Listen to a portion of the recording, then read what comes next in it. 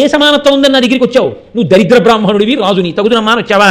కుదరదు అని అవతలకి పొమ్మని బయటికి గెంటించేశాడు. గెంటిస్తే బాధగా బయలుదేరి ద్రోణాచార్యుల వారు వచ్చేస్తున్నారు. ఆ వచ్చేస్తున్నప్పుడు ఒక చమత్కారమైన విషయం జరిగింది. ఆయన హస్తినాపురంలోకి ప్రవేశించేసరికి ఈ పాండవులు, ధృతరాష్ట్రుడి యొక్క కుమారులు మొత్తం 105 మంది కలిసి ఆడుకుంటున్నారు. ఈ ఆడుకునేటప్పుడు వాళ్ళు ఆడుకుంటున్నటువంటి ఆ బంతి వెళ్ళి నూతిలో పడిపోయింది. అది నీటి మీద తేలుతోంది. ఆ నీటి మీద తేలుతున్నటువంటి ఆ బంగారు బంతిని ఎలా పైకి తీయాలో తెలియక ఈ పిల్లలందరూ తత్తరపడుతుంటే ద్రోణాచార్యుల వారు వచ్చన్నారు. మీరు క్షత్రియ వంశ సంజాతులు కదా, నూతిలో పడిన బంతిని పైకి తీయడం మీకు రాదా? దీనికి ఇంత బెంగపెట్టుకుంటున్నారా? అపురూపమైనటువంటి అనన్య సామాన్యమైన విలువిద్యతో బంతిని పైకి తీస్తాను చూడండి, ఇలా ఇవ్వండి ఆ ధనుర్బాణాలు అన్నాడు. అని ధనుర్బాణాలు తీసుకుని ఒక బాణాన్ని గురి చూసి బంతికి కొట్టాడు. బాణపు చివర ఇంకొక బాణాన్ని కొట్టాడు. ఆ బాణం చివర ఇంకో బాణాన్ని కొట్టాడు. ఆఖరికి నూతి చివర చేతితో తీయడానికి వీలుగా ఆ బాణం పైకి అందింది. సంతోషంగా అబ్బా ఏమి విలువిద్య, ఏమి బాణం వేసి బంతిని తీశాడని సంతోషంగా పరిగెత్తుకుంటూ తాతగారు భీష్మాచార్యుల వారి దగ్గరికి వెళ్ళాడు.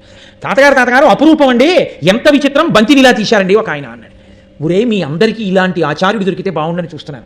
ఏడిరా అని భీష్మద్రోణులు ఇద్దరు సమవయస్కులు. మహానుభావుడు భీష్ముడికి తలప అండుతోన్నప్పుడు ఆయన బయలుదేరి ఆ తోటలోకి వచ్చాడు.